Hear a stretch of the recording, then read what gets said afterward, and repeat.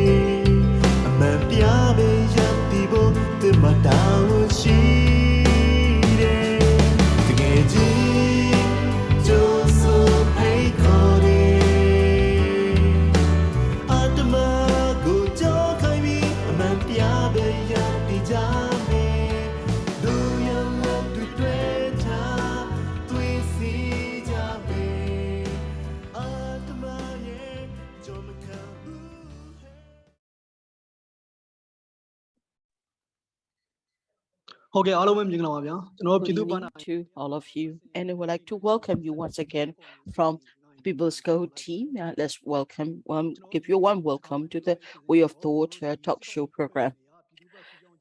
Today, we'll be talking about the Spring Revolution and the defectors, as well as the rank and file soldiers from the SAC joining the revolution, joining the people's side. It's the way with the least casualties in this Spring Revolution, and it has also been recognized as the biggest change in this revolution. But after 1 year and a half of the revolution, then the question is, we are still seeing a steady flow of defectors coming from the SAC, and that but we are also seeing that a lot of soldiers also have joining in, so they are joining, they are communicating to the PDF and the EROs to join us as well, and that we are also seeing that some of them that there are also that because of the soldiers, so the military soldiers of the SAC troop are continuing to kill the people, continue to commit violence. So people are also getting very suspicious of these soldiers who also want to drive the movement as well.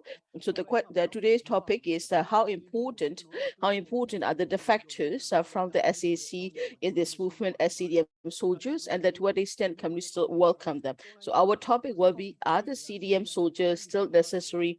Are the CDMs from the SAC troops still necessary for the revolution? And that will be the topic we will be discussing with our speakers. We have Padoh Saw Taw Nee, officer in charge of the KNU Foreign Affairs. We have Kyi Pyar, Permanent Secretary from the Union Prime Minister Office, and Captain Glock, who also have joined the CDM movement. And I'll be a moderator for today's talk show. My name is Yemi U. And I would also like to thank all the participants who are joining us here, as well as who are also joining on the side. I would also like to request you to share, and also like the show that we are live streaming right now. First, I would like to introduce Captain Glock. Captain Glock? Are you present? Yes. So I would like to ask you about your journey of the CDM. When did you join the CDM movement, and why did you join the CDM movement? Can you introduce yourself to our audience? Thank you. First of all, I would like to wish you a very good evening. And thank you also for the opportunity to come to this talk show and to share my perspective. And I also like to wish you that auspiciousness to all the people who are listening across Myanmar, and it is my warmest greetings to you all. My pseudonym is Captain Glock. I was I was in the front lines of the in an area in Chu State. I was a commander of a post in the front line in 2021. Yes, in the October 2021, I joined the CDM movement. And my reason for joining the CDM movement, my belief or my commitment is that I joined the military because I want to join the military not to oppress the people, not to force against the innocent civilians. I want to be a soldier, and that's why I have joined the military. But what is happening on the ground, the situation on the ground, especially all the actions after the coup, I do not accept them. I do not condone them. So that's why I joined the CDM movement. Secondly, it is also about my belief. The fight that we are in right now, that there is the revolution and the resistance against the dictatorship, I believe that it will certainly prevail. And that's why also that's why that I'm in a liberated area right currently. In this liberated area, I am also joining the fight for the eradication of the dictatorship, that I am standing by the morality, the righteousness. I'm working together with the revolutionary organizations, and that's part of my work, and I will continue to work with them. I stand ready to work into participate in this revolution any way I can. I myself am a CDM officer. Have also established the small CDM organization, and I'm also reaching out to help the CDM soldiers for their lives, for their survival, for education of the children. I'm also assisting the CDM soldiers. This is a short introduction about myself. Thank you for your attention. Thank you. Thank you, Captain Law, for your introduction. Now, I would like to invite Siama Matibia from Union Prime Minister Office of the National Unity Government. Good evening, Siama. Good evening.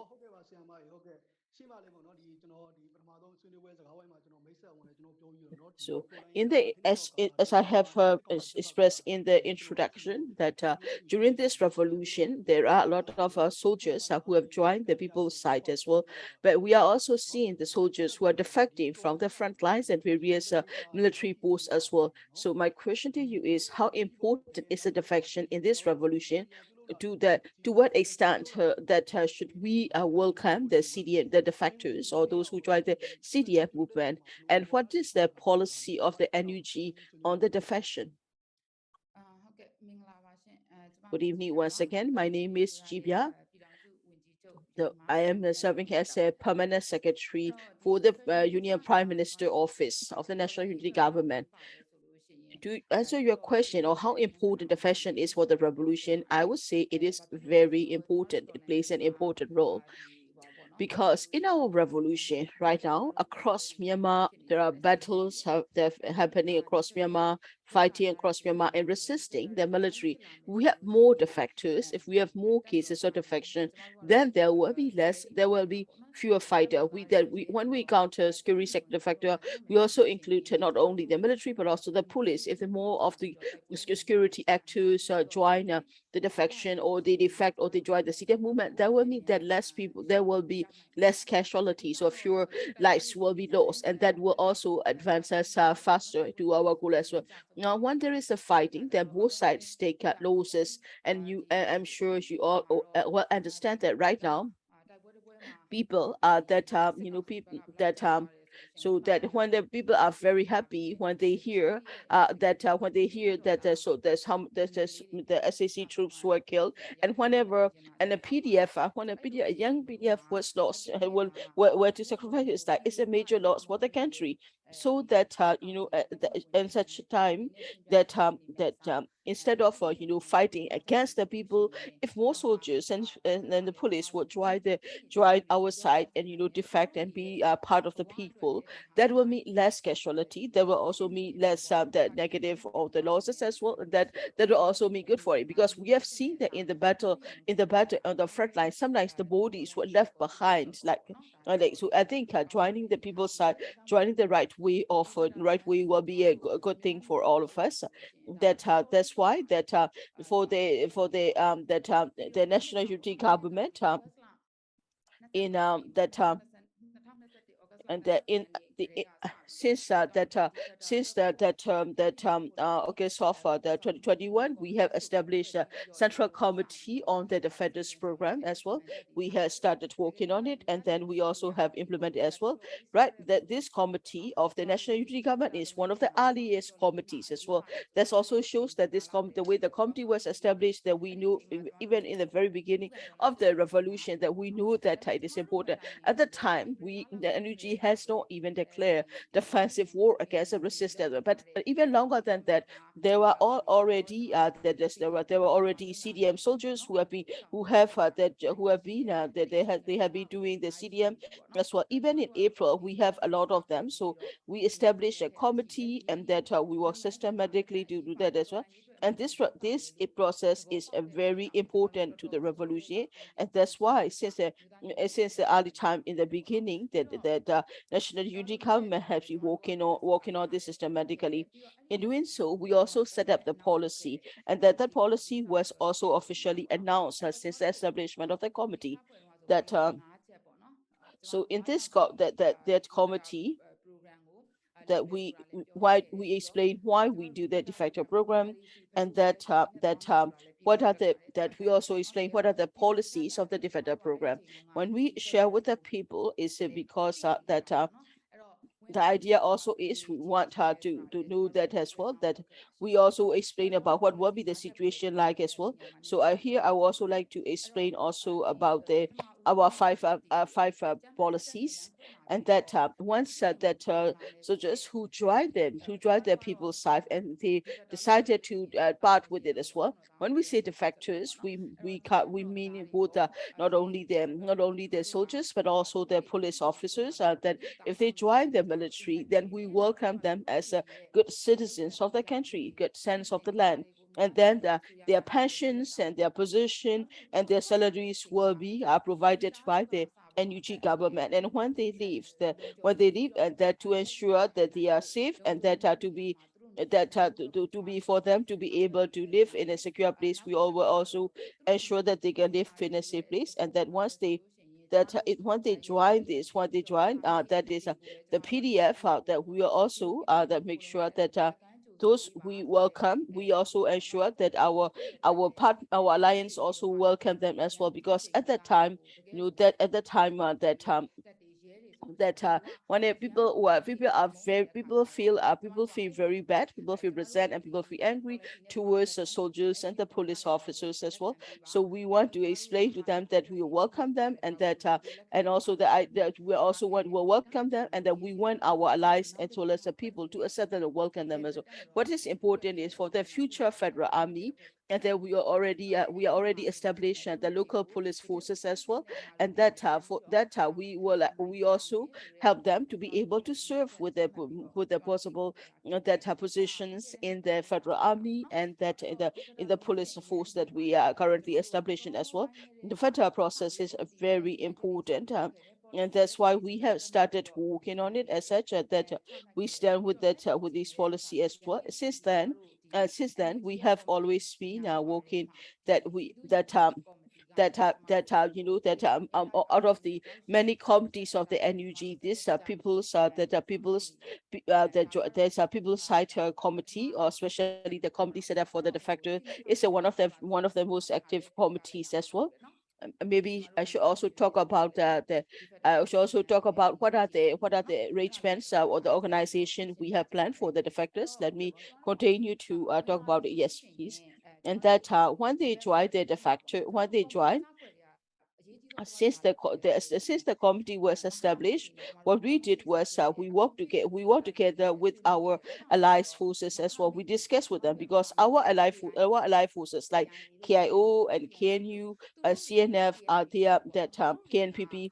They are all they are all important, and that they have a lot of experience to this process as well. So that we ask them for advice. We also ask them that them to be part of it, part of this as well. That in our committee, we also have their representatives as well. And in addition, the Kominko Nai is also part of it as well, because Kominko Nai has been somebody is the Kominko Nai has also been already been working on this since April. So he's one of those who also have started the initiative. So in our we that committee, we have representatives from our allied forces, as well as that Komikona as well, because we've been helping them as well. We talk about that, how do we engage with them, how do we that support them, and that what will be the arrangements we need to do to help them. That's what that we discuss. In addition, that we also discuss with the that as well, the other as well. We also engage with the state and regional parliamentarians, because there are because we engage with the MP so that they can reach out to their respective parliamentarians as part of their constituency. So in the local area, so it will be easiest for them to reach out to that as well. So we establish that the state and regional focal person. We had to also ensure that they can also be engaged with as well. That in addition, that we provided them for the travel expenses, and and also to once they reach liberated areas, we also make sure that they have the means to support to support themselves as well. If they have families along with them, we also provide financial support as well.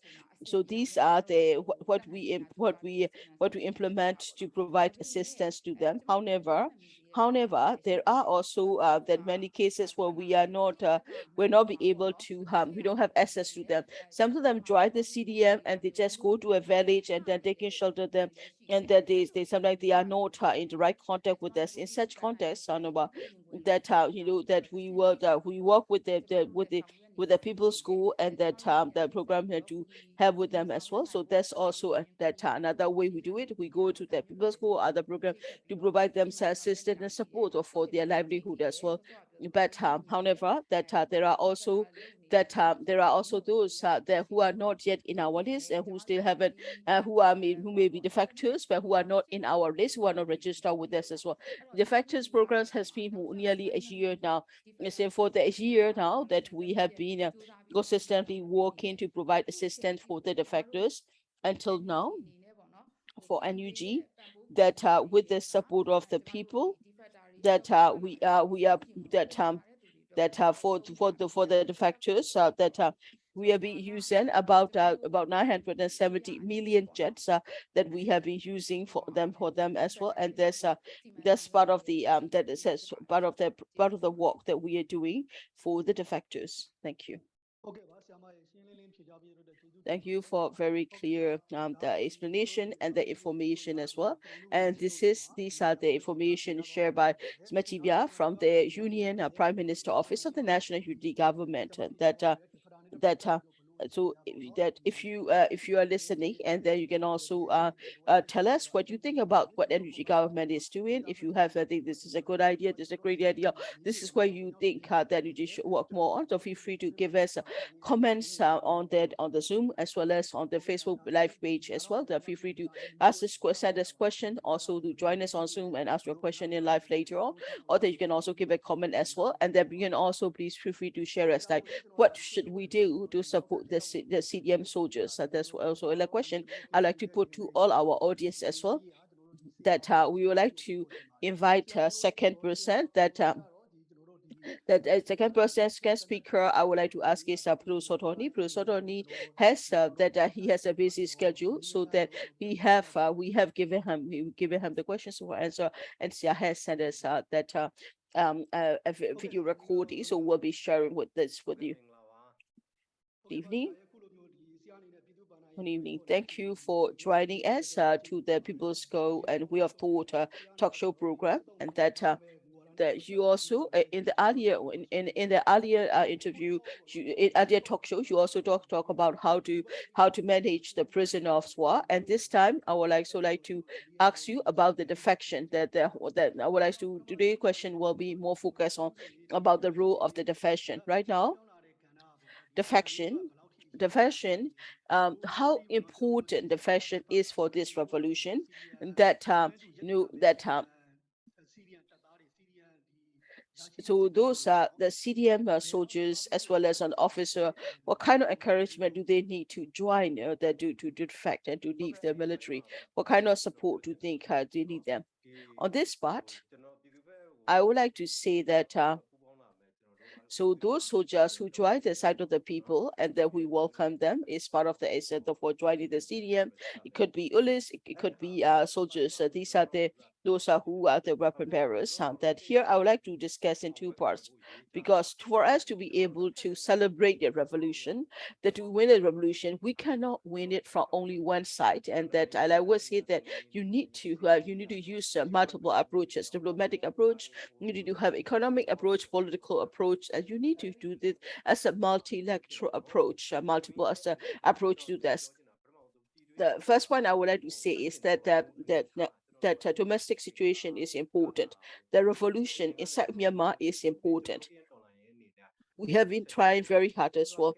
If you were to look at our current revolution has been going on for 70 years, and that we have three major areas: Yauri Delta region, Baku, Yuma mountain ranges, and then the current area to the east of the country. In the three territories, especially for the we had to struggle like Baku ranges as well as on the Yauri Delta, and then we lost them in the 1980s. So before that many we have those we that what is significant is 1983, and then the fighting and the 1980 91, and these are the major the Bogole battles are the most well-known battles. We have tried very hard to hold on to our territory, and we also had made a lot of sacrifices, but we didn't reach the goal we had want. But at that time, after the 2021 revolution, that we are also seeing that is happening, and that it is also very different from the other, but for the past events before, that the way that that all the people of Myanmar are rising together, and that's very important. It is also important that that that the people are also struggling very hard not to recognize the SEC, and that something is also important in that 1990 and in the 1988 and also the 2007. It has never happened before, but there has been a systematically that efforts for not to give any space to the military is also and important as well, and that even then that that it is that even then we are doing this and that it still is not successful as well, that especially that even the military, that the terrorist military, they will also need to that it to try to resolve it as well. That we have been in the revolution for many years, but the situation has really changed, and that the way that soldiers themselves are leaving the military is different, is the way they are living is also very different. So that it is when you want to say, when you see that that although the military try to control everything and try to control all of the situation as a strong institution, and they claim themselves to be one of the strongest institution in Myanmar, and they were very proud of who they are. And now that the soldiers are defecting and they're leaving, and that also is making that institution unstable, and that to make that happen, there are many challenges for us as well. That is not that easy, and that if you look at it, for the revolution to happen at a nationwide level, then we need a lot of support. We need a lot of support as well. We do have some experience. It's not easy as well. There are also people who join us as well, but we that and also that we also have a difficulty as well, that they are our former enemies, and we don't know if they can trust them. Even for us, it's quite difficult for us to know that. So that it will also be even difficult for the others as well. In the some of the that as well, they don't know what to do.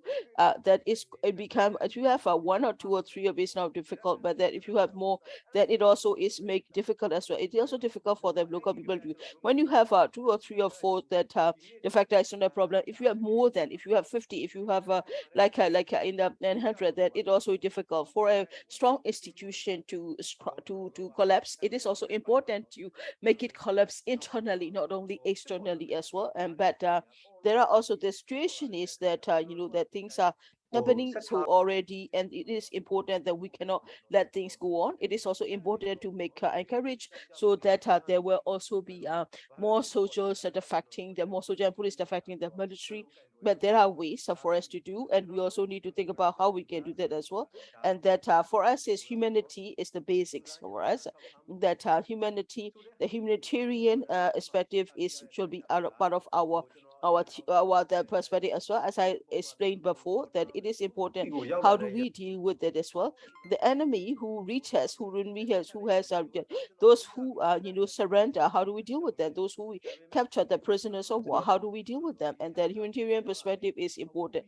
We are thinking that there will be more in that, more in the future, more soldiers from that are defecting. They could also be leaving that on their own as well. That and those who want to do the revolution, those who are supporting, and that is important to handle them. It's also important to have a policy to way to handle as well. So for the KNU, what we do this is that there's a basic ideology. So we think we will also need to think about as well that we have already have a KNU also already have set up a policy and the central policy, and we will also be dealing with the systematically as well. That's what I appreciate, that it is important to have a policy. It is also important to encourage the as part of the important part of the revolution. Thank you for sharing. And that you are saying that there are more and more that soldiers joining joining the CDM as well. Like I think very recently they're from the LIT 102 have joined from the LIT 102, the 5 soldiers have joined this as a group. So this is also, there has been the CDM who has been providing support and assistance as well. And that also that can also is helping them also have giving difficulty, so that to have communication to communicate with them, you are helping them, assisting them as well. And then you also that can you also has been that that are also helping them as well. So what are they? I will going to know you are also like having them, providing them with mobile phones as well as, and that we're also seeing on the social media, and they're so happy because they cannot afford it. And the way they can have this very warmly treated the CDM is encouraging. So what are the can you policies to support the CDM mass? And when I give them the mobile phones, when they get the mobile phones, they are very happy. So it's a good to know. But then and then that the local people will also be very concerned about it, and that's natural. And that local people are very worried, because these are the people who are very different, and they have worries, and that if we give them mobile phones, what will happen to them? But it is also important that we also need to make a necessary preparation, and also to make it the necessary but as well. And that, and also we also need to have that plans have we plans assistance arrangement for the future as well. I think that it is also important that military or the police are for the defector. It is also important to mobilize them as well. The most important is you need to have an offer. We need to make the offer. Our offer have 4 points. Firstly, is that we recognize their basic rights. Then to treat them as treat them as with a humanitarian perspective as well, and and also that once they have lived, that we will do our best to provide security for you, for the soldiers and their family as well. And better, they have to go through that they have to work together with the socio technical on the security verification process as well, because the people also have a concern about this as well. That we what we have to do is we do a security vetting, and we also have a security assessment. That means that they will have to go through the security check, and that so that's one of the steps that they go through. And the fourth policy is that they, after once they have participated in the security vetting process, and then then they will be offered that transport that is for amnesty. So we do is something we do differently and like before, because once they try our site, and but right now they could, what is happening like them for them joining is there are more applications than we had before, that if there could be others who have never committed any crimes, and they could also be, we also need to believe that some of them may have committed that crime, and that's why we will look the security assessment and then offer amnesty that is only for the and for the future as well, and that there will be that long-term social integration as well. That's part of the work we do, and these are some of the plans we have made as well. In doing so, I also like to explain how we do that as well. That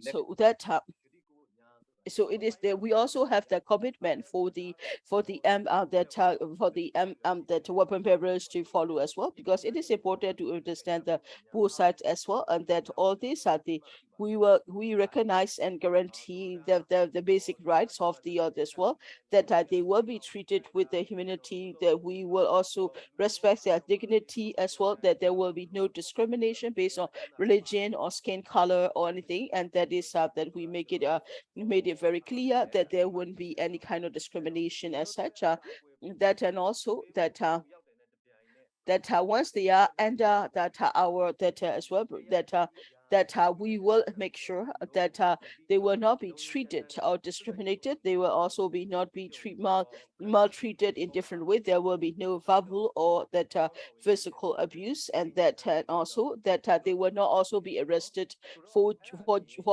being a defector. That's what we guarantee.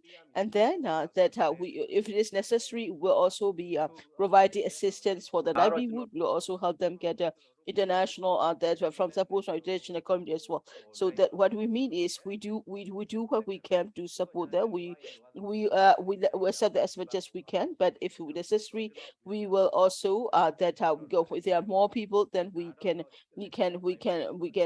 take care of, then we will also be asking for the assistance from the international community as well. Thank you for the explaining about it, the systematic policies, and also that is how do you thank you for explaining as how you are taking care of them. Thank you for very detailed explanation. So this is the answer from the Padoh Saw Taw Nee, and that the interview. I'm just sharing that with you so that for the people who are listening, that if what are listening to what the Padoh Saw Taw Nee is shared, then what are the if you can also give us your comments, and that comments on the how the CDM Soldiers should be dealt with, or what kind of policy should there be also. Please share your opinion too. Next person I would like to invite is Captain Glock, a CDM officer. So, Captain Glock, you have listened to that Kyi Pyar and Padoh Saw Taw Nee, so that we are seeing more and more soldiers from the SAC joining the CDM movement, and that so that these CDMers they are defectors are coming from not only from the front line but also from the base camps, as well as from the regiments are facing other places. Why are they joining as well? The reason that we are seeing increased number of defectors is that this is my personal opinion, and that firstly is that that means that there has been an impact on the unity inside the military, and that the military is already has issues with the unity issue, but but then that with the coup it's making it worse as well. After that, when I graduated from the DSA, the situation was still good, unity is still good, but after 2015 it's bad. That the good people there, we are seeing fewer and fewer good people. It's very hard for the military, for inside the military, for things to work, and that we have to be it is very difficult as well. And the inside there, and all of you also know about it very well, there is also this culture of the bullying, and that where often where you have if you are senior officers, you will be bullying. You are bullying not just the officer there, you bully your family. They will also bully the children, and this is where you're seeing it very commonly on the ground. And that is I think yourself that In addition, what is happening is that we are not defending our country from the external threats, and that before, there was a lot of propaganda and brainwash against the ethnic and revolutionary organization. They will say the ethnic and organizations are bad and they always make problems, but people have realized this is not true. People now know that ethnic organizations are like that, and now we know that we start to realize that we are not fighting. We're not fighting against external threat. We're not fighting against the genuine enemy, but we are fighting in ourselves. And then what about the PDF? PDF are young men. They're young, educated. They are very they are very active, and they are there's young people as well. That means that we are literally fighting against our own people, and that is a challenge for we have for us. And that there are a lot of military operations. So the soldiers don't stop operations, especially for the LID as well as on the they don't have a family life. Everyone is on their front lines anymore. For example, like even before I joined the CDM, since 2019, I have been in the front lines since 2019. Even after I joined the CDM movement, my regiment, my unit is still in the front lines. They never get a chance to go back as well. So people no longer can take it. People are depressed. They lost the moral, and what is happening was that the military, as SAC, they may say many things, they may claim to be many things, but they don't think they have other weapons. They only have the weapons. And I believe that people will win this revolution. And there's also an important part as well, that you are constantly on the operation. You never get a break, and you cannot stay with the family. Another also is the in a way is also the enlightenment as well. And then right now we are now in the times of the social media. They cannot brainwash the people like they have done so before. That even that when you have a mobile phone, that you know what is happening in Myanmar, you know what is happening in the war. So that also is for us to study. So we were also able to to be able to know to be able to decide of what is right or what is wrong. And that's also one of the reasons that the people that there are more, we are seeing more defectors as well.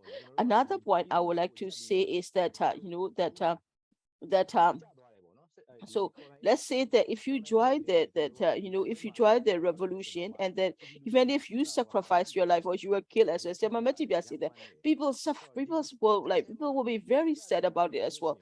And when the military died, when the soldiers were killed, and then people are celebrating that as well, and that is people are so happy, and that is it's all the people that feels like that as well. And I think it is important that most of the soldiers have started to realize that as well, that people are very happy that they are dying as well.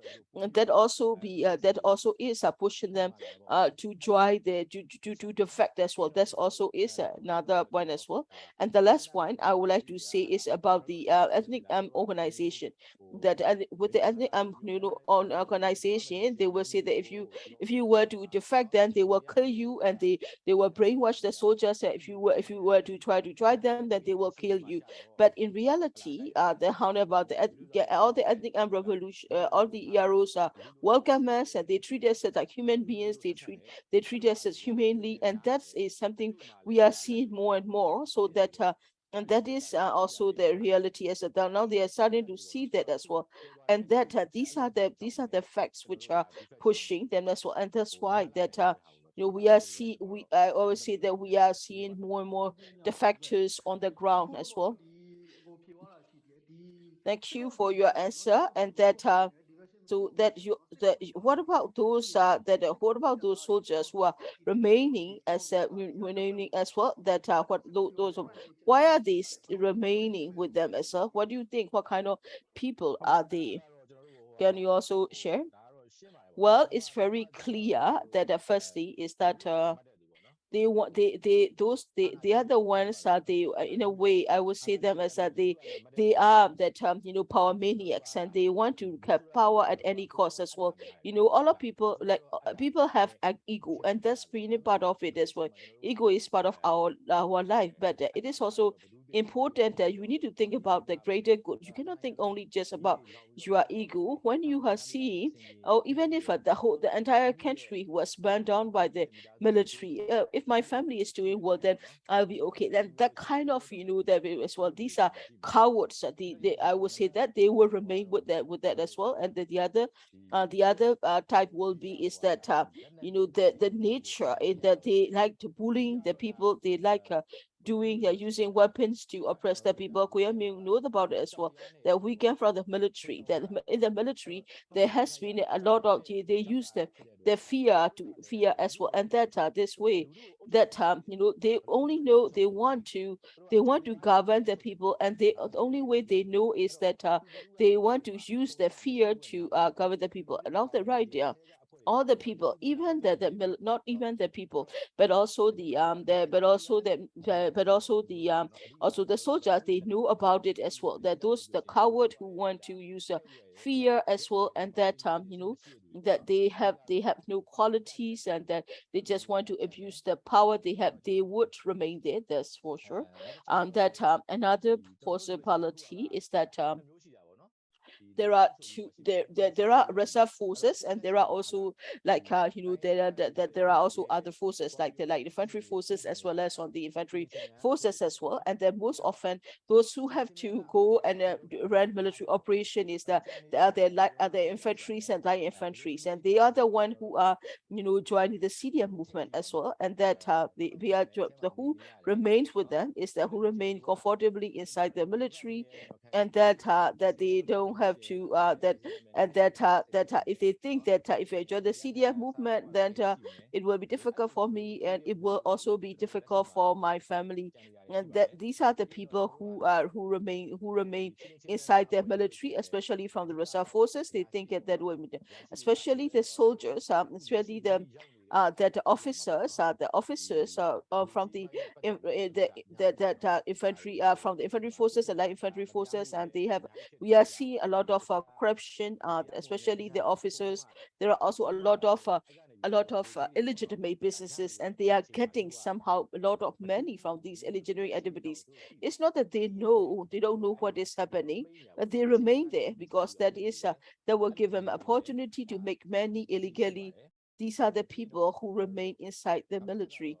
Another is that those who are soldiers, the full soldiers, I would say, is that they don't have much of the opportunity. They don't have education. They don't know about what is happening, and they believe in that they, in a way, they are being brainwashed by the propaganda as well, like saying that that the way the military often say that we have to save the country. We are the one only who are saving the country. And these are the uneducated. I'm saying uneducated as in the sense, not about we're not talking about university, those who doesn't have the capable critical thinking. They believe in that. So they believe in all this propaganda.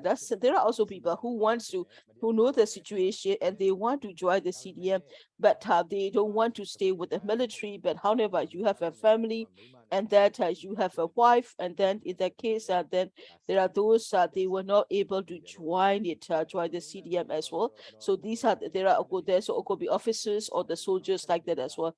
And these are the reasons why that some of the soldiers are still remain inside the military as well. That if you were to look at it from the percentage, and then I would say that 70% of them they stay there because they like being in power, and they want to abuse. That's the 70% of them. And the out of those who remain, 30% are that they are worried about their security risk and the future of their family. And there are those who cannot do the CDM, although they are going to join the CDM, who cannot defend even if they want to. And that's the reason. So thank you, Captain Glock. There's also for sharing as well for the soldiers who remain inside the military. Why do they join, and why do they still remain with it? This Captain Glock is sharing his opinion as well. That and if you if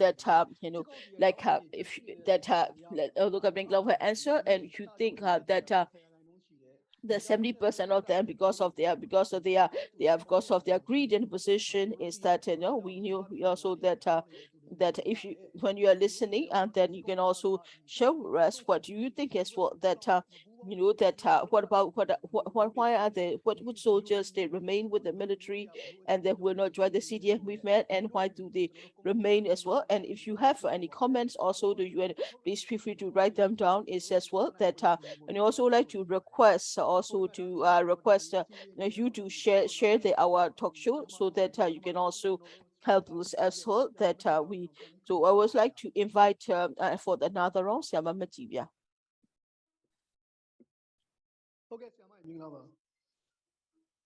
Good evening once again, Siama. Yes.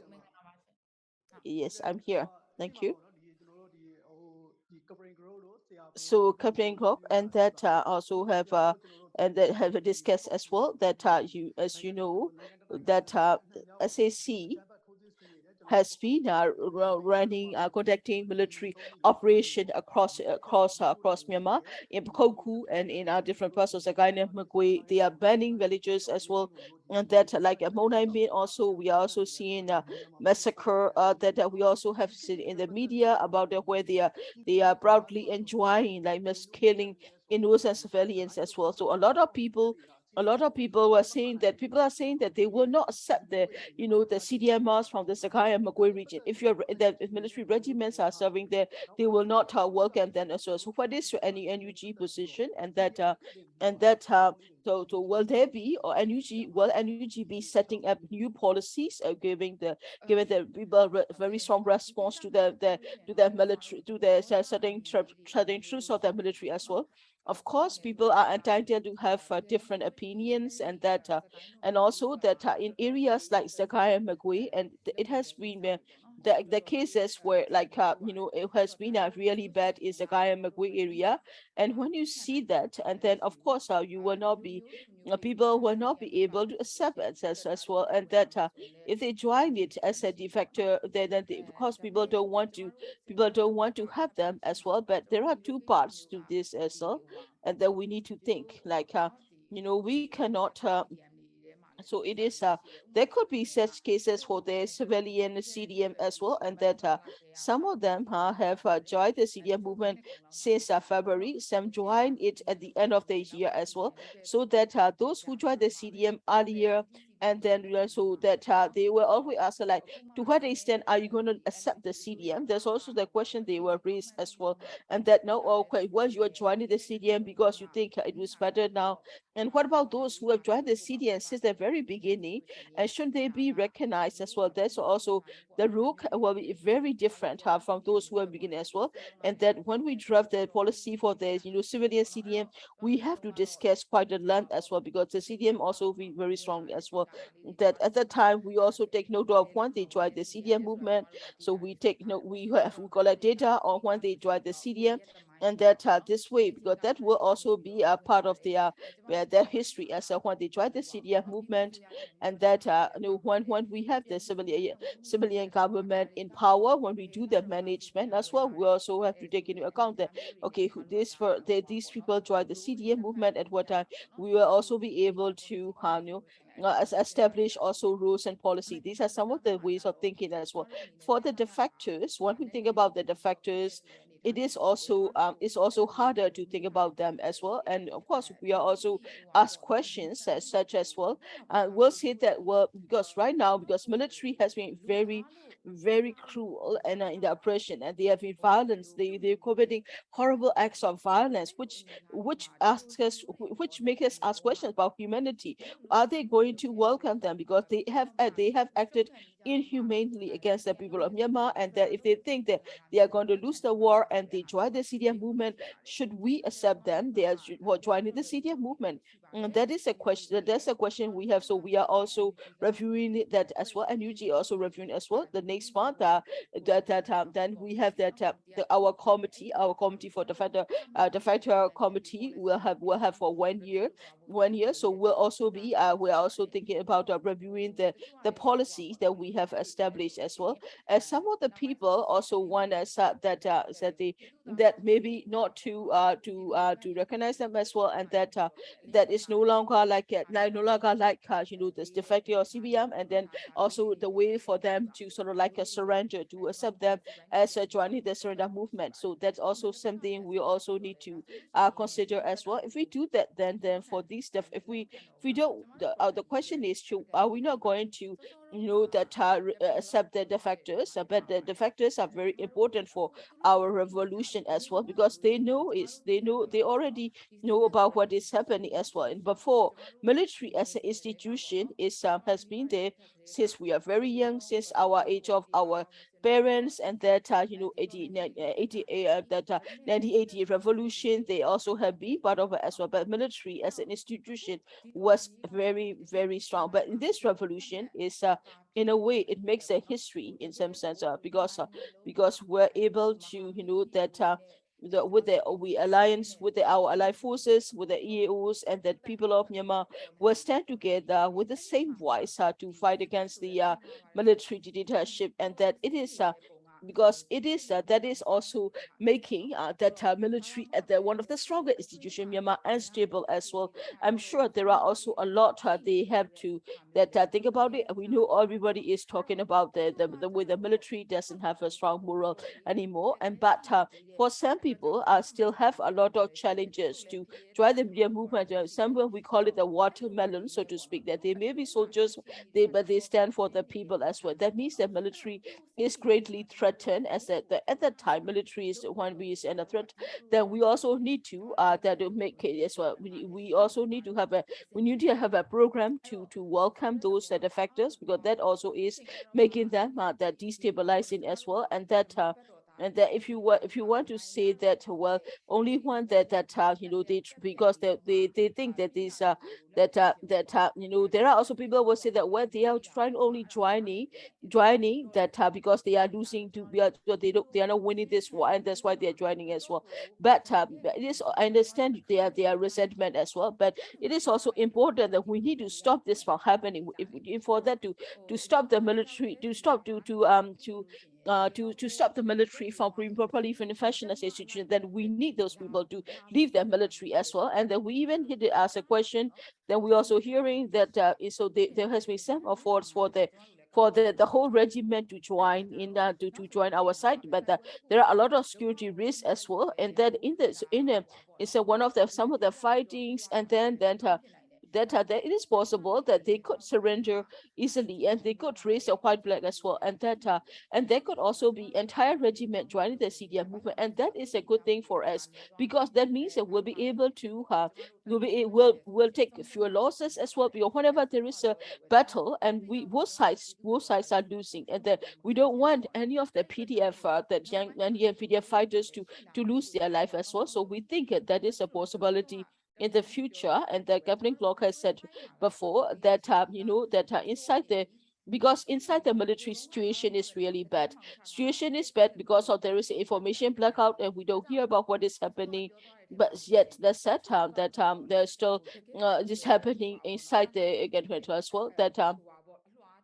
That we also have this one layer who really are that about egomanias or the power manias, and then we also have the middle level who lack using that abusing their people, being able to exploit, and that profit. There are also people who are happy being able to abuse the people just for being able to do that as well. But there are also those who have never been trained, who has never been who follow the orders blindly. They could also be brainwashed into this as well. It is important to understand that, and now we are countering the propaganda through the soldiers, and then through these others, and through we are also trying to share this this talk show. This means a chance for them to be able to see what is happening. then they will also be able to leave as well. So it is important that when it is also important that we continue to do that. But as I see also is a worry about is that we are running this DEVETA program, and that there's a DEVETA program ongoing. They can join. That's why they are also making sure that the soldiers cannot defect the military easily. Those who want to join, they may also be encountering a lot of risks and they don't want to. And some people maybe simply because they don't know any better, and that they just follow the orders blindly, and that they are being you have always follow order blindly, so you don't even ask questions, just follow order, you just shoot when you are being ordered to. That kind of people coastal aces also in the military. But there are also those who need to think about their family as well, how they can run away with their family. They could also be at risk as well, so it's not that easy either. But that said, I think it is also important to understand the situation. The children, there are also people who may be staying inside the military for other reason as well. So that we are that this in this revolution we have the support of the people, and they also know the military operations and also as well, because they are taking a lot of losses as well. In such context, where you are joining moving the CDM movement, so we stop the CDM movement, we're not welcome, then that is also not good as well. At the same time, that we also need to recognize that those who have joined the CDM in the beginning, and that if you have to join the CDM movement, then nobody is making it easy as well. We try to support as much as we can. That we also we also get support from our allied forces, but they have to leave their family, they have to leave their house, and they have to leave their home as well. So it's very difficult. It's the same for the that civilian citizen as well. And the fact is also important to recognize that for the strike they have a different level, and that's what we need to understand those. That's why we collect data based on the dates, and that there's also is something arrangements that we can do to support as well. In terms of policy, we might also need to review the policy. That is what yeah, there will also be need to be policy, but it doesn't mean they will stop welcoming the CDMRs, and the more they come and the better for us. So we are also trying to we also will also need to make sure that the more of them are joining us. We need to continue welcoming the CDMRs. This is also part of the work that we do. Thank you. Okay, okay. Thank you, Siama. Thank you, Siama, also for the detailed explanation. That I think Siama has already answered as well, and that those who are that it is also if you want to join this, there are also those who want to join the CDM movement, but they have also have a lot of challenges. For that, for those who are doing this. So I would also like to ask you for the less part of the question, that for the defectors who have challenges will be able to join, and then in that case, what will be your recommendation for them to join the CDM movement, and what will be your recommendation as well, and that for the defectors, those who early defectors, so to be early CDMR, so that what kind of the plans that the NUG have to support them in recognition of their I would like to start with your second question right now. That and you for NUG is what we have some ideas in mind for this. Well, we try to do the best that we can for the defectors. We understand the challenges. It's me those who have joined the CDM movement. They have been there for a year, and then we try to give them some support as much as possible. But and for after a year, and some of them might have feel they might be discouraged as well. I think Plutoni also talk about that as well. It is also important to give them assignment, give them duties, give them position as well. It is important to recognize that if they want to serve in the military. So we have also have like that we have a task force. We are with the task force, we interview them, ask them what they want to be, what they want to do. We also ask them like information of what is coming. We have a very clear, open discussion, so that we talk with them, sort of like counseling as well. We call it a task force 5. So this is also an activity that we are doing there right now. So when we ask them that some of them don't have a job, or they don't know what to do, but after 1 year of doing nothing, they don't want to stay like that, and they want to they want to serve as well. And there's some also say that no, we don't want to weapons anymore for our livelihood, that we want to have this or like that. Then we also we also listen to them, and also to assess them, there's their the mindset as well as on the attitude, and to see what can and you need to support them, what will be the best way for them to support? Because whatever we do, we have to think it from the humanitarian perspective, and we have to do we try to think about it in different ways so that we can support them as well. And this is the way how NUG is working on right now, that some of those want to join the federal army, they want to be a part of the army. And once again, in some of the PDF, there are also we have also soldiers and that officers who are also serving in the PDF works, and those are they want to some of them also request our Ministry of Defense as well. Like the attorney has said before, we have a trust issue as well, and the trust issue is also is a challenge for us, that we do have an assessment process. We go through the assessment process for the security assessment, but that these are the organizations that have weapons, so we have to be aware about that. So right now, Ministry of Defense is also working on as well, in which position we can also serve them, because we need also to use their skills and negotiate. We also want them to give them employment opportunity as well, and then rather than doing nothing, just sitting. And then they could also be our trainers. They could also be we has also have PDF training, so they can do the training as well, and that they could also be working in the office as well. So the MOD also is working on this as well. That these are some of the actual plans. And then also, then when we establish the federal army, the idea also is to have a professional army, and that also our purpose as well, how we can do it better, how we can work together. This is something MOFA and MOD is also who talking together as well. Some of the topics, it will be very difficult for us to discuss right now, that we are also planning to do that. So what I'm saying is that so we do this, and that we provided we in the so it's not just asking them to join the CDM and giving them some financial support and just making them just sit doing nothing. No, it's more than that. Some don't want to serve in the military anymore. They want to do a small service. They want to do the. So we also have to. There's some of them just want to do that they are small business to do that. Some want to serve. Depends on the some say that they want to open a small shop. They want to do the livestock. They want to raise livestock. Then they need some initial seed money, some capital as well in Kachin and also in Tanindai as well. That's what they can do. That they get that if they can do, then we also provide them with the assistant as well to that do that. How we think about is that a CDM, and when a CDM of the factor was killed, we think about their families. If he somebody who lost his life, we got very recently a defector that is lost his wife, lost his who was has a cancer, and his family he died. So we also look at what we can do to support them as well, even if they died. We have a task force for that work on the humanitarian assistance. We are providing assistance as well. So for the defectors, right now we are working for the defectors, and that we also want to establish a federal army, so that for us it is also important that we already have some experience. In addition to the experience, we want to have that some experience. We also have plans also to do that professional army. So that will also be based on that as well. So these are some of the ideas, some of the activities that we are now implementing for the defectors, and some they are also projects that we will implement in the future as well. For those who want to join us and that who have difficulty challenges, is that I would like to say that this revolution is difficult. I can say that there are many challenges.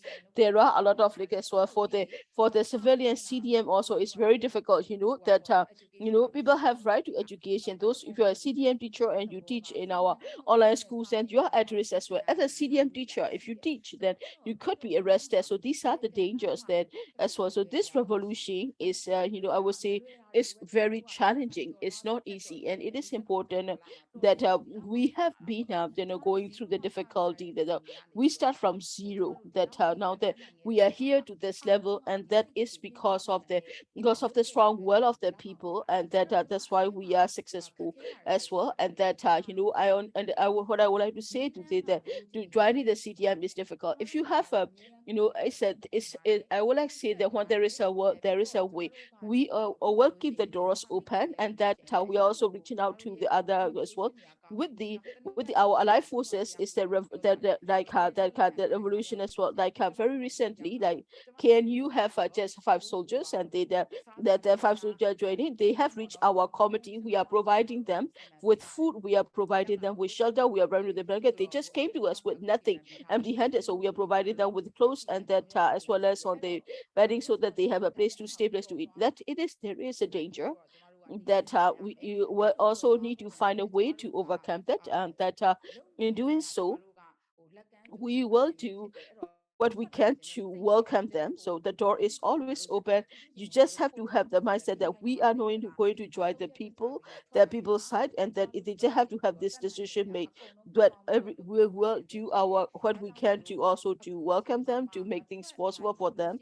Then, if you cannot leave now, then it will be that you will not have many things to choose from, because that now that if you those who are inside the military, you will know how the revolution is progressing as well. This revolution might be over in 1 year or in 6 months. We don't know. It could also last another month as well. But what is happening is a situation is if you're inside the military, you will know better what is happening to the military. This is the most important time.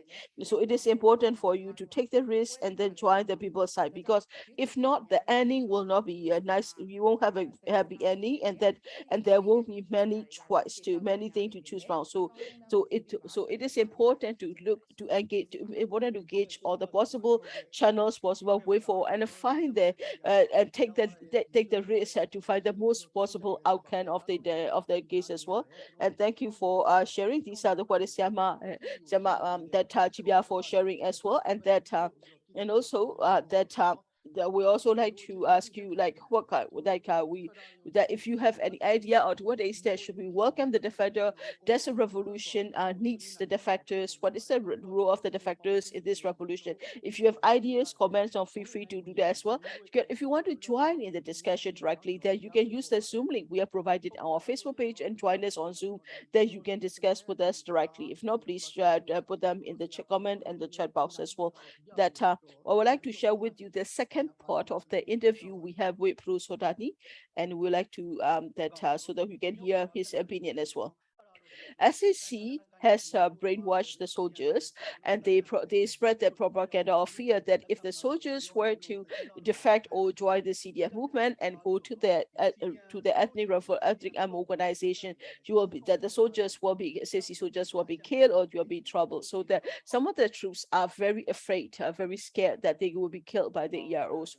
What will be your message to them? I think it is already very clear in our offer for them. We will not do anything that will say that you have nothing to worry about. And that's what I like to say is that, however, that we do have the responsibility to check as well. That what we'll do, we'll do this, we'll run the security assessment, we'll also check if they have committed the crime or not.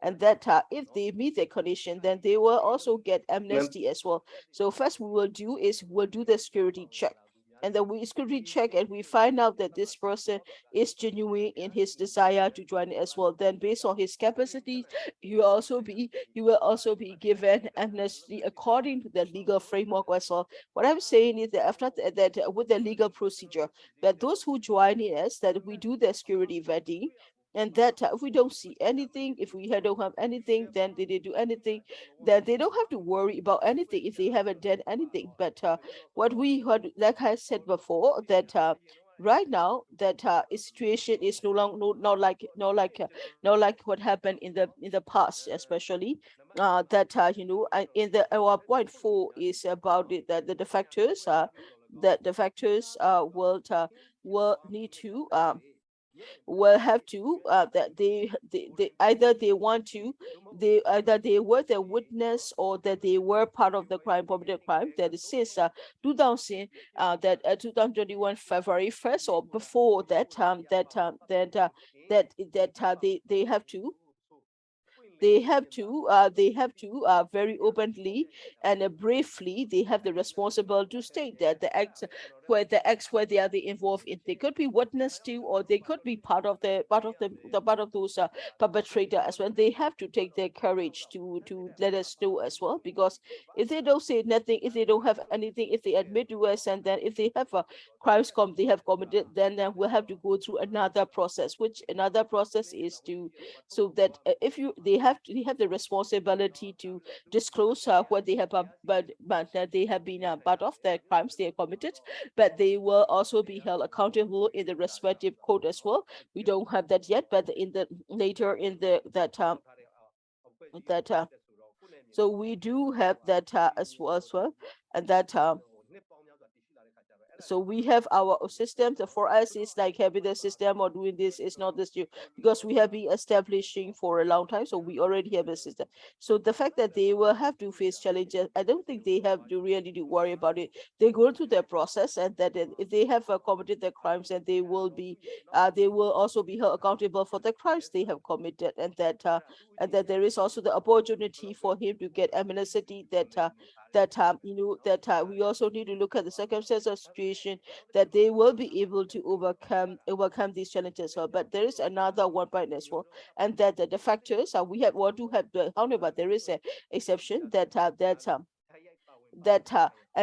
the factors must not be directly involved in the genocide or the war crimes or the crimes of community. Then they will not get access to amnesty. That is, we made it very clear. If they directly participated in that crimes against humanity or genocide, then they will not be given amnesty. If not, they will get amnesty based on the findings as well. So this is something we have clearly mentioned it as well, and so that is also part of the system that we are building as well, especially for those who are joining us, those who are doing that. That's also part of that, showing it how we also deal with that as well. That's what I would like to share with you. Thank you.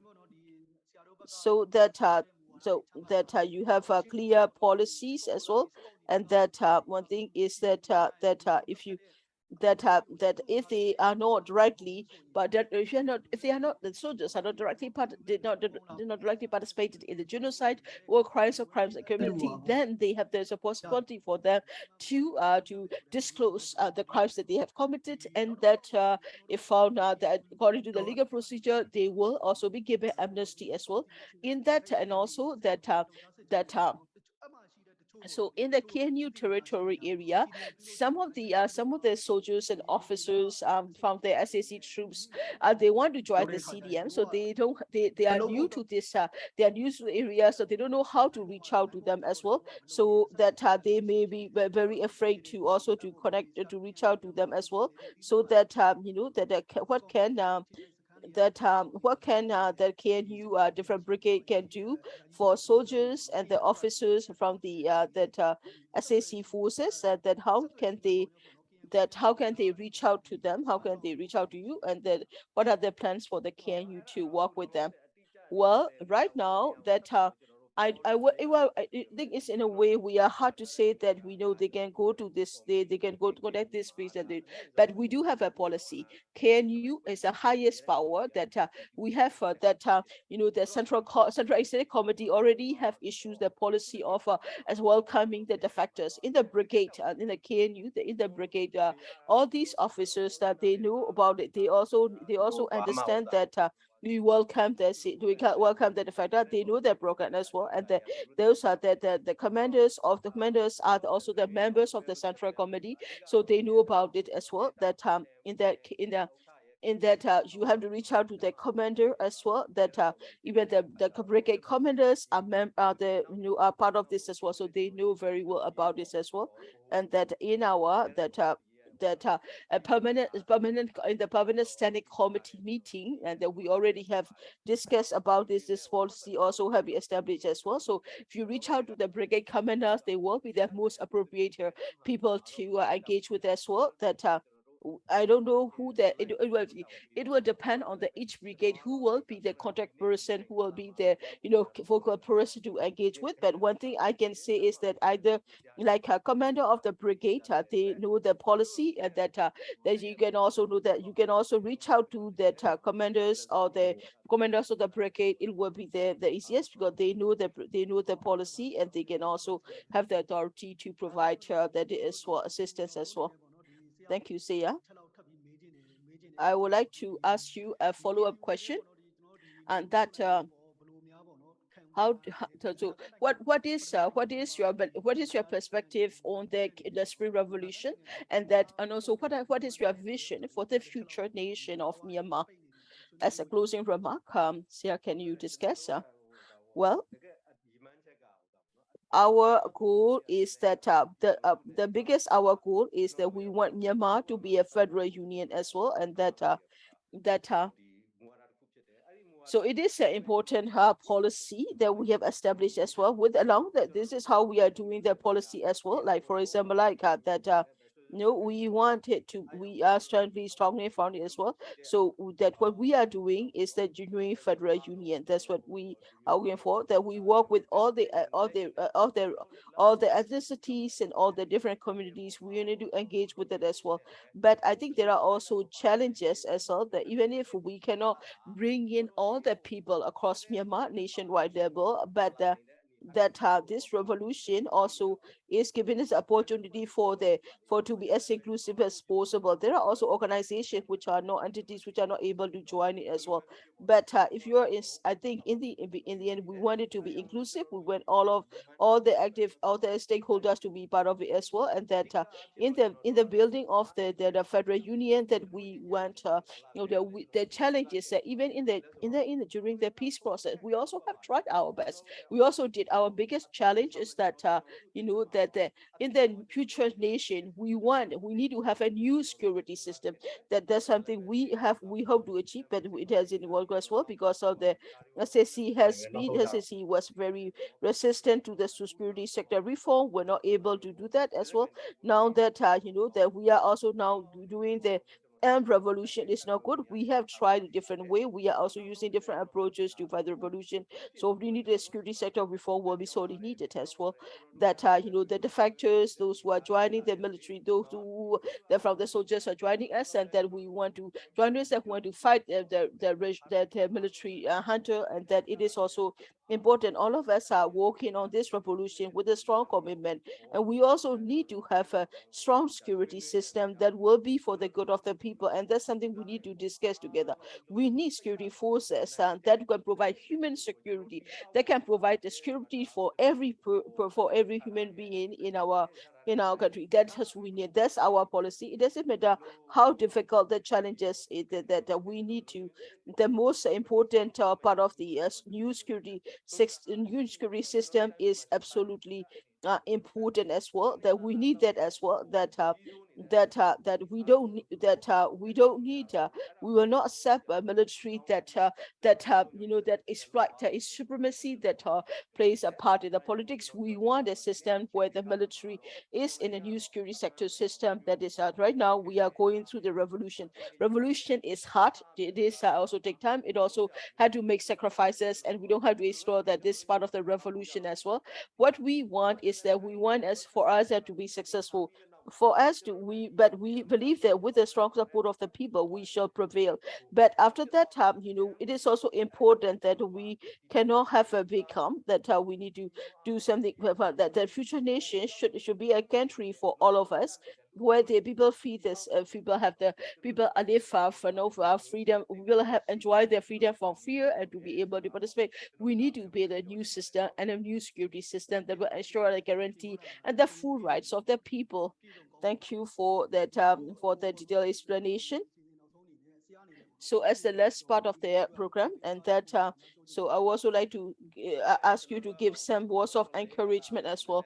Where revolutionary period is very hard, and it also can also be very challenging as well, and that that we are also a lot of people also people a lot of complaints as well, and that there's something happened. It's that these are the challenges are normal. These are all part of the revolution as well, and that it is important that all the people will need to hold on to the right that we have now, because we have done revolution for many times. Without that, what we have learned is that without the people, it doesn't matter how strong your army is, it doesn't matter how big you are, how what kind of equipment you have, you will never win the revolution without the support of the people. You need the public support as well. And that if you don't, even if don't have the 100% of the people, then when you have a large support, majority public support, you can do a lot of things. So that what I wanted to say is that I think it is important for people to bear the challenges and then continue the participating in the revolution so that we can win this revolution quickly. We do what we can. We also do all the effort possible. We are trying to do the best that we can. We also want to do as well. That it is we are supporting not just for the CDM soldiers but also for their families. We try the best way we can to help them as well. But right now in our current situation, what we are saying, what we are sharing is about the defectors. Defectors after these are the that those who that they have we have received many defectors after the coup, and that is I think is a good thing we have for to see. But if we look at it from our side as well, and that we were not prepared for it, so we are not prepared when we have a lot of people coming to us, and we are not prepared as well, and that it is not just 100 or 200, and we are receiving a lot of the defectors. Also it can also be logistically difficult as well, and that we can also say that for them is that they are not seeing a bright future. Some of the people might be reluctant about it, reluctant, and some of them might not fully commit to the defection as well. But it is also important to have we have to do our best to have a strong policies as well, and that it is also important that we need to work with our partners and our alliance to find ways to work with as well. How do we also provide how do we guarantee security for the families of the CDM soldier? These are the things that we have to find ways to deal with it. So it takes time to find ways to manage, because we're not prepared for it.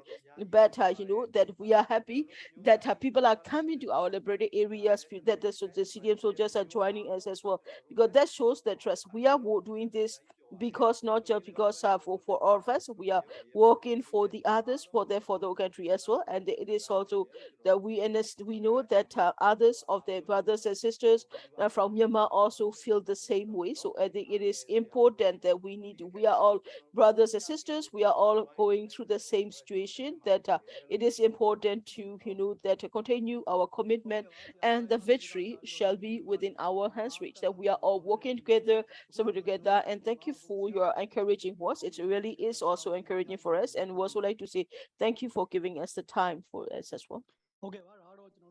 So this is part of the interview that we have with the Padoh Saw Taw Nee, as Saw Taw Nee has shared it as well. The part of them is for the recommendation on how we can help the CDM soldiers.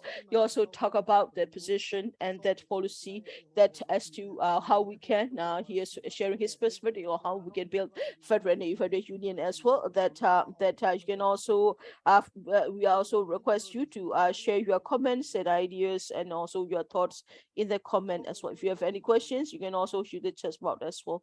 That we also like to give a second round to our speakers. So you have listened to that Siama Metibia as well as the Siabro Saw Taw Nee. So as a soldier, as a CDM soldier, as a CDM, and as CDM also would like to ask you, and that is that we all know that military is taking a lot of loss in the fighting as well, that there are also we are seeing the military is also taking casualties. There are a lot of soldiers want to leave, want to defend as well, and those who cannot defect, what will be the message you want to give as well? So the Matibia and the Padoh also have shared about their opinion as well, that so as a CDM soldier, what will be your recommendation for those who want to join the CDM movement? Thank you for your question. Firstly, I don't want to say much. I think you have to be brave. You have to I don't have many advice. Just be brave. Be brave to stand by the truth. Be brave to stand by the people. that because the work that we do, what we do is not for just for one person. It is for the country. It's for our people, for our future generation. What we are doing is not just for 1%, so that we don't want our future generations to suffer like we did. That's why we are doing this for as well. That it is important that we have to be if you want to stand strongly, that without the to feel without a guilty conscience, that you have to join the CDM movement. Even if you cannot join the CDM movement, then if they give you orders and that about what will involve harming the people, then try to have a humanitarian mindset as much as possible, and also to that do not follow that do not follow that unlawful orders, and that use your critical thinking, use your intelligence to then be smart with it as well, especially those who are inside the military. That I was thinking to what extent that my in Kyi area and Magui area, these horrible things are happening. And also is that in Chin State as well, some of the small the junior officers, and that they are abusing their powers also in the Chin State as well. I want to give the message to those in the Chin and the Chin, Sakhain and Magui, that you are that when you are stay inside the military and you cannot join it as well, try to help the people as much as possible while you're still inside the military. If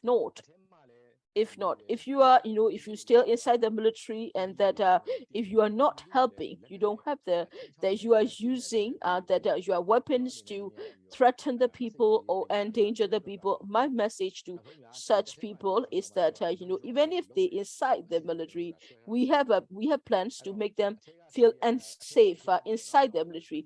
We have we have the watermelons, or we have those who remain inside the military but who are that democratic pro democracy, then they will not have to leave. But that what we can do is we can also run assassination programs against such people who abuse the power. Okay, that if this person wants to leave then if the person is going to join the CDM, and then we'll ask them that who are the bullies, who commit the crimes, who are the bullies, who have committed the killing. We'll get the information, and then we can also get them to assassinate them. That's something we can do. We can ask those who are going to join the CDM movement to assassinate those who are inside as well. That's something we can do. So you have to be aware about this. Well, my message to all of you is that we are committed to this revolution. This revolution shall prevail. So if you remain inside the military, help us. If you don't help them, then there is we cannot guarantee your safety, and that we will not be able to also to help you. That it is also important that you need to think about your future generation, that that for many reasons you cannot leave the military. That is, we can and I can understand, but at the same time, don't be part of don't be part of such movement. And that all the people, all the good people that right now, all the good people are inside them, they are inside the prison. Only the bad guys are going free and doing all the bad things as well. So what we need is that it is important to treat those who are inside the military with a fairness as well, because if we do that, we can also think about a chance for them as well. If not, if you are going to when people are arrested, or when you are inside the military and you are causing troubles, causing problems, and there will not be a future, not for you, nor for your family. So if you cannot leave the military, you can stay inside the military, but serve the people, and that join the civil disobedience movement while staying inside the military as well. And although it is important that you may be staying inside the military, but trying to avoid as much as possible, and try to avoid unlawful orders as much as possible. Thank you for your community answer. And what to do that is that if we look at on the referendum, the question of are soldier CDM still necessary to the revolution as a CDM officer, and also part of the revolution, how important do you think that the defections are still necessary as well, and that and that also like energy government, the work, the assistance they have been given, and that the PDF and that and also the EROs and that to that organizations who are working for them. All these, how do what will be your message that you want to give to all of them? That can you share with us? Thank you. For the defection, how important, if you ask me, how important the defection is that is like 100% important, because right now in the PDF our future youth who are very invaluable, and that we, because defection is a way of not losing any more youth in our revolution as well. I think Matibia also shared earlier, so it is important that, but we were with the revolution, but we also need to set the time limit and say, if you join the military later and then that we may not be given a chance to also to serve anymore, there should be a clear, because I think we need to have a plan as well, because we cannot let them go and continue as well. That's what I'm saying is that I think it is important for us to continue to do the defection program. It is also important, but like I said before, that that so that only those who join to only when they are certain the military is going to lose, and that will be very different. So it is also important to distinguish that as well. And that right now, that is that for Myanmar, that what they have remained is that Myanmar, the only thing Myanmar have is are the weapons. Everything else is not going well as well. That so my message to Myanmar from here is that he should be getting ready to run away, because that's what I say. I believe in that 100%, and he has nothing but a chance to run away. So Myanmar and those who are serving under Myanmar will need to defect, will need to join the people's side, will need the side of the righteousness, and then to try to be part of the rebuilding of the nation. And that's what is important for them to do. And that and also that NUG government and the other CDM organization, I would like to express my respect to all the organizations who are working for it as well. I also would like to give some recommendations as well. Like right now, that on the ground, that there are also a lot of CDM crews who are working hard on the ground, and we need assistance for them. Especially, I have about 400 CDM, the CDM CDM civil servant as well, and they don't. I mean, like they feel that they don't get any kind of support, so they feel discouraged and they don't know what to do. Some of the organization will ask them for information, but they don't get any funding. For they have been over a year now, they don't get any financial support. I think we say something we are working on. They want to recognize for the CDM that they are doing as well. I think we need, with the support of the CDM as well, that we can also do the fundraising on our own with the support of the NUG. So we would like to NUG to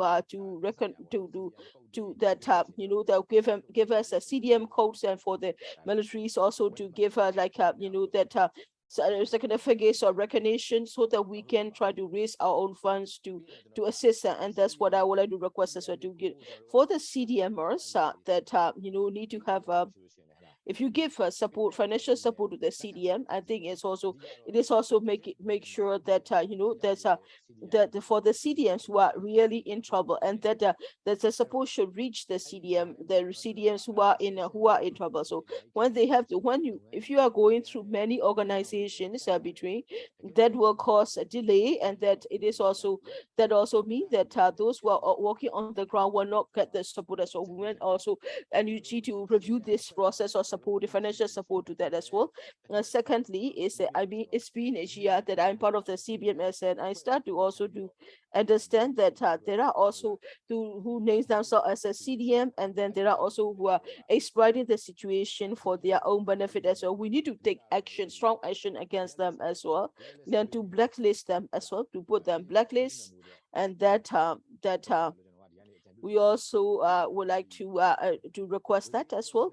Another is about the financial support, and that for the financial support, that if the government cannot provide it, if they can recognize it, then we can also get it. We can also get it. Just that for the CDM, that if the government also is provided them with some funding, if they're on the ground, they are not getting any they are not getting any support, then we have to make sure there are mechanisms to ensure there is no financial misappropriation, and that to get those CDM, so the support that they needed. So they need to, I think we important to go through their financial verification to ensure that the supports are getting them as well, because people are donating, inside the Myanmar secondary. These are the funds that are being donated by the people of Myanmar across the world. So it is also important to make sure the CDM get the assistance that they need it, and they deserve, because they are working on the ground as well. Another point is that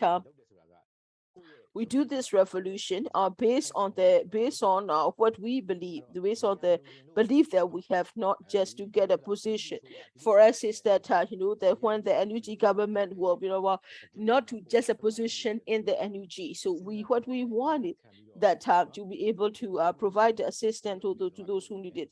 We want that to be not just for the position. And so right now it's not happening. So we need it to be to more like it. So that's for the request I would like to make. And lastly, for the CDM that and those are CDM, for the CDM organizations. Also, there are CDMs, many CDM organizations across Myanmar, and it is important to maybe, at least if it is not every month, but maybe like every 3 months or every 4 months, to talk to them, engage with them as well, because they understand that this is a revolution. We have to use a lot of funding for the revolution. They understand that the CDM they don't do, even if you cannot provide it that the CDM financial support, and that you need to give them moral as well. I went to a camp recently, and they feel encouraged as well. I also feel encouraged by meeting them. I think it is also important to create such an opportunity as well, and that those who can that it is important to engage with them, to work with them, to be able to so that they feel that even if you cannot give that financial support as well. And that for the CDM organizations on the ground, what they need is that those CDM organizations, they work on the ground, and that it is also important to listen to their voice as well, and that it is important to listen to the voice of the CDM organization. What are their challenges, or what are they doing? What are they doing wrong? We need to help them. We need to help them get back on the right track. We need also to help the system so that they can overcome the challenges, and that and also that it is also important to that to be genuine in the set as well. And that of course there are those who want the position, but there are also the so-called like CDM, so that it is also important if it's who are just that doing the CDM work as such, make it sure of it as well, that it is important if it's can take action against them as well. It is important to give them the CDM the civil servants in to give them positions so that they can serve as well. Just giving you an example that in the Ministry of Health, for example, like for the education, to give them so that they can serve, they can return to work, and then serve as well. And then also that the salary or the support that they get, that it should be that even it doesn't meet half of their usual salary, you can give them a quarter of 25% of their salary. They will be happy, and they will feel encouraged to do that as well. I think it is important to work on it. And that the last part is that right now, those who are the leaders there are many leaders, and there are many organizations who are working on the ground. I think it is also important that the organization that you are working with, or the organization that you are part of, that it is important to have a strong that accountability and responsibility as well, and that that you do this when you get a support, and there's some support, and then when people have difficulty, and then you can no longer do it, then as a leader that you won't be you won't be fulfilling your duties as a leader. So if you're a leader, it is important to listen to what the people are saying, the voice of the people, and to protect assistance as well. And the last point here I would like to make is that what I'm saying are the recommendations for it as well, because I'm not talking about those who are working on the ground. A lot of organizations working on the ground are that strongly committed to it, and a lot of organizations are working on it. 90% of the organization are really working hard and they are genuine. And I also like to thank them also for this as well. And that I'm also very proud to be part of this movement.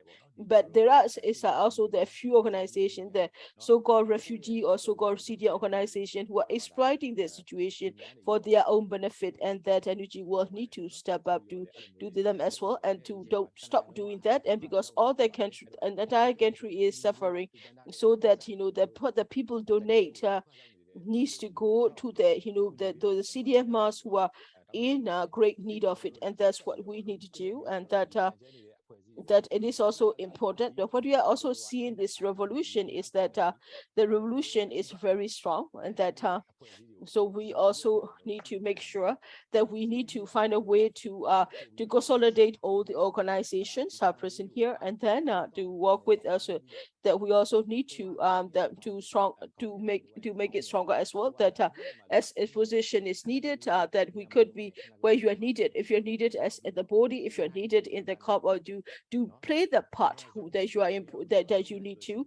If you do that, then this revolution will be successful. Will be successful very very soon. And as I believe in, and that that the revolution, that the victory shall be ours, and that's what these are some of my recommendations as to the NUG and that other organization as well. And that if you think that if I have made any mistakes, and please bear with me, that right now that I only have that there's what I only have this, but I'm very constructive, and I'm also try to do as much as I can to help the people. I don't mean to offend anyone, or that it do and I also like to, in the end, I would like to thank her for the talk show, for the moderator and the speakers for inviting me, and also to those others who are listening to this live stream. Thank you very much for your attention. Thank you for getting the opportunity to share my perspectives. Thank you very much indeed. Thank you. These are some of the sharing of the Captain coming out as well, and that's how it's been. We are now 100 we're now an hour and 40 minutes as well, so that I think we already have gone through the questions we have for the speaker. So now I would like to invite for a chance to do that as well. And that so we also like to invite those who are in the Zoom, who have raised their hand to ask questions. Guang Nai, if you are present here. Okay, yes. Yes. Hope you can hear me. Yes, we can hear you. And who would you like to share in our talk show? Thank you. Thank you. Thank you for this opportunity to share. My question, I would like to ask my question is, rather than question that I would also like to share that also what we need to do as well. So when it comes to the factors that like Padoh Saw Taw Nee and has already shared, and that for the and you that and also Matilda also share about the how the defectors that I mean these are very very comprehensive, the way you have shared about the welcoming the defectors. For the defectors thinking is what that there are a lot of opportunities and also a lot of chance as well. But another point is also about the timing, because this revolution is now an hour, it's nearly half a year, 1 year and a half. So it's been like 18 months, and that after such time that the time has to be given, and also that also there has been a lot of efforts to welcome the defectors, despite the time that will be given, and despite the efforts we've made. But right now in Sakai in Magui, we are seeing the horrible attacks against the civilians in the news media's coverage, on the radio or the video records. What you are seeing on the ground is horrible. It's horrible, it's inhumane that the military has been conducting such acts. So that for the defectors, that like Captain Glock has said before, I think it is important also to that we understand that it is important to accept that continue to keep an open door for the defectors, but in terms of that I think it is also important for the NUG to set a sort of like a draw a line somewhere, to cut the line off somewhere as well. As a part of the as a people, one of the people, I do feel that as well. That this is what we want, and what these are what our feelings as well, and that when it comes to the defectors, that I think what my question is, well, well, the NUG have some ideas on that as well. It's just like selling something. You can give 30%, you can give 30% discount, but 30% discount, there is a time limit. There should be a time limit for you, and and also that you sell it, then it is important that people need to understand, and then to value, and that say that, okay, well, that I need to, well, that the promotion is from this to this, I need to take advantage of it as well, that I cannot go back. So people will buy if they want to, so to speak. So shouldn't NUG be setting, having some sort of like a time example, and that if you cannot do that, and then that in that case that is what could be could be like case, it could also be difficult that when we do that as well, that these are the variables as well, and that if we will say that we have set a time, and that if we go beyond that, will not subject, then they will be part of the annihilation. Then there could be 30%, there could be 70%, like we say, but it is also important to understand that I don't think we need to take that into consideration. So that what my question is, and does NUG is a planning to do a set a time limit for that? Thank you. Thank you. And that I think I would like to Mr. Matibia to respond to this question. Yes, I hear you.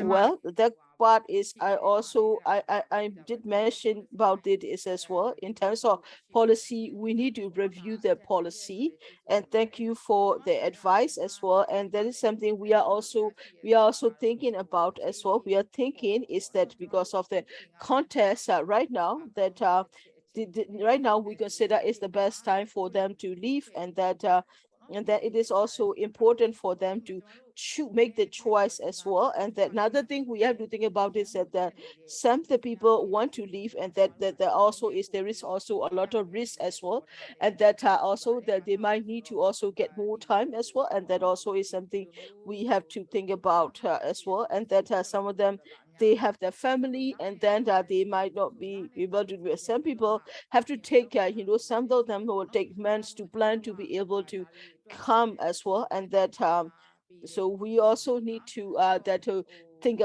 about that as well, that like I said before, that next month, then that it will be our committee have a committee will be 1 year. It has been we have been keeping the doors open and warmly welcome them, and that since that the military, there will also be military operations will be raised in the moment, then we will also the committee, like we are saying, that we will bring back the committee. Thank you for your recommendation. We also did I will bring this back to the committee to say there should be that we should sort of like look into this as well.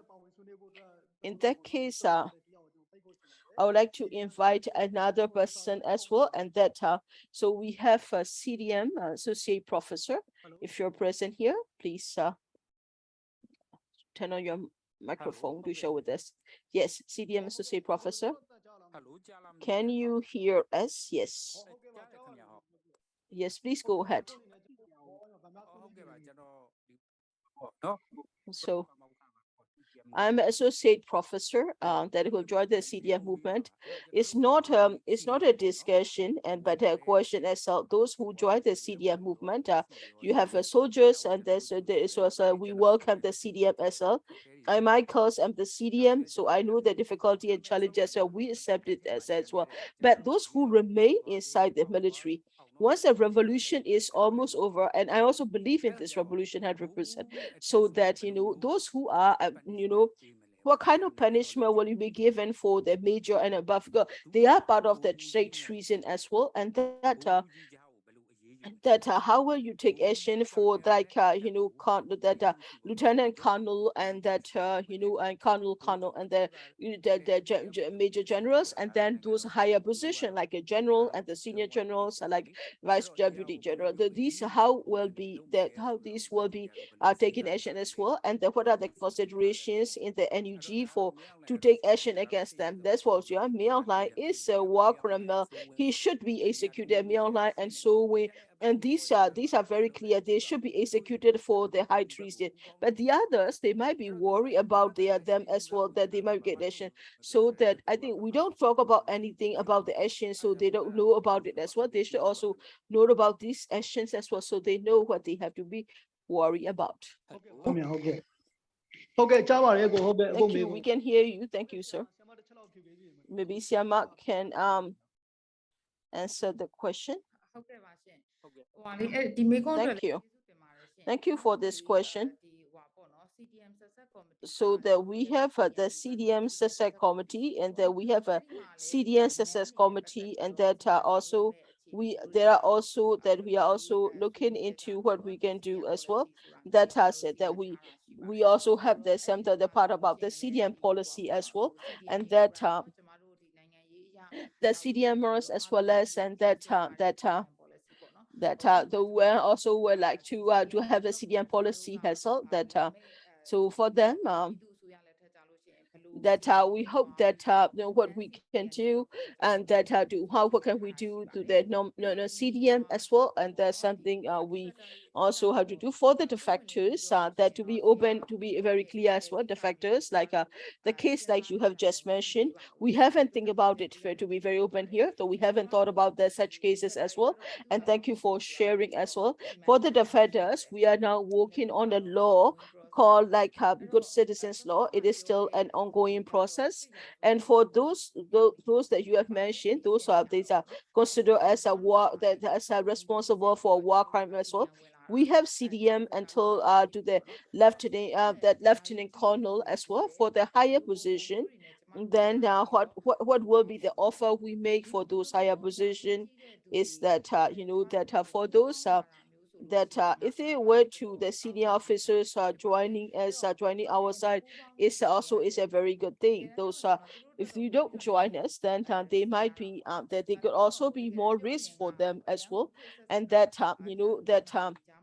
there are those who are enjoying the power and the abuse as well, and they will not want to take the risk as well, and that we are in this revolution, and that we are trying to go through the very difficult things, so that it is that if they want to join us, and then it will be good for the revolution as well, and that what we can do is that if those who are going to we also need to have a plans, like you say, for those who will continue to be committing the crimes as well, and that I will definitely bring these advice to the committee, and also do what can we do as well, because this talk show have given me a lot of advice, a lot of as well, and that about the Padoh Saw Nee has shared about the considerations of the EAO, and as well as on the others as well. It also have a lot for us to think about, and that I'm sure there are also there are also that a lot of for us also is a lot to think about as well. So thank you for your recommendation as well. Thank you. Before that is so I also like to so I also like to read a question that is given in the chat box as well, and that they say that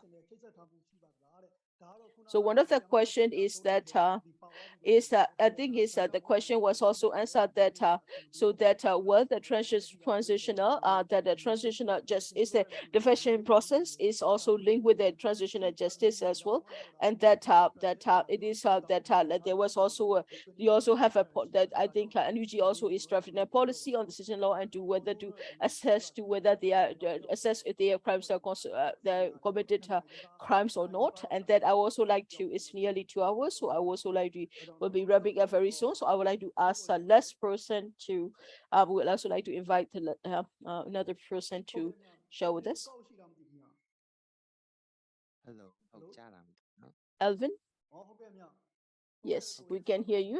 ပါဝင်ဆွေးနွေးခြင်းလည်းမရှိဘူးဗျ What do you want to ဒီက share? တော့လေတကယ်အခုကဒီ CDM အနေနဲ့ပတ်သက်တာလဲပတ်သက်တာ So ပေါ့ဒါပေမဲ့ကျွန်တော် with this, another thing is also about the CDM. So I have a question for Siama Chivya is that in that what I also like to know about the transitional constitution process that you know that and there have been a lot of you know that you know talk about it. There are also the Makoisaka area. There has been a lot but as well in some of the part that you know that they are not also no be but as well that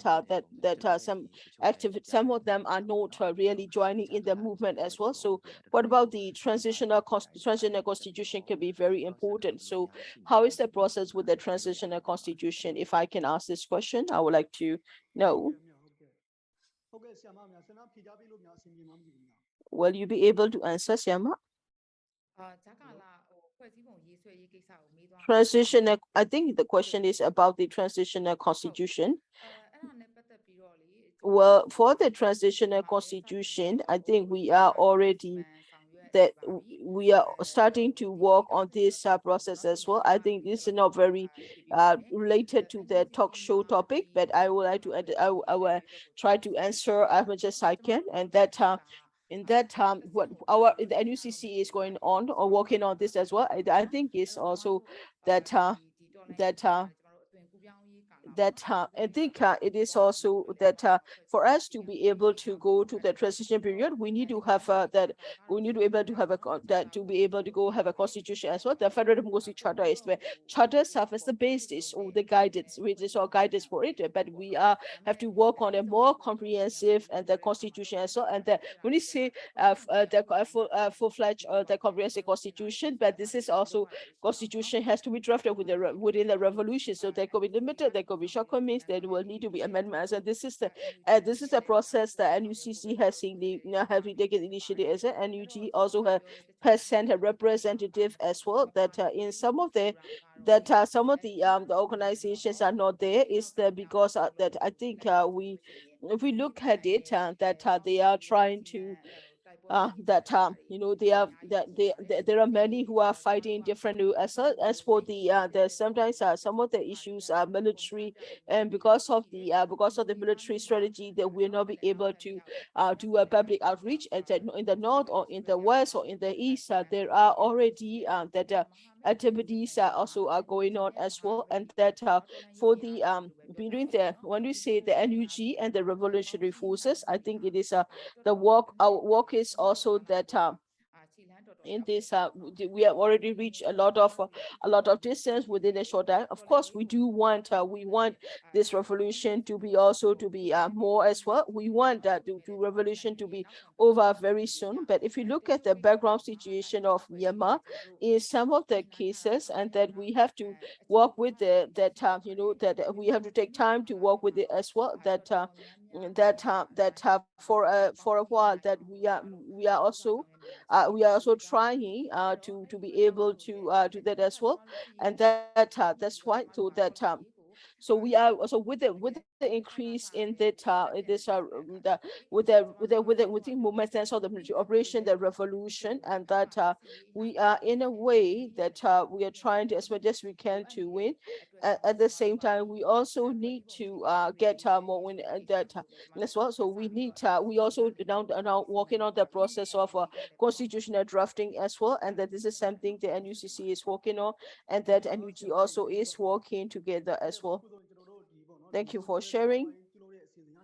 that and also it's nearly 2 hours of as well. So we'd like to end our today's this year, and that what we are share is that with the long year of revolution as well, and that with the topic is that what is the role the CDM soldiers play in this revolution. Thank you for sharing as well, and that we have NUG that Padoh Saw Taw Nee as well as on the others as well, and that Kyi Pyar and that CDM that Captain Glock from CDM Capt, and I'm Captain Yemi who was serving as a moderator for today's discussion. Thank you, and that we also would like to all of us, I would like to say thank you for joining us. Thank you for participating. Thank you for sharing us. We believe that the revolution shall prevail, and thank you very much for joining us.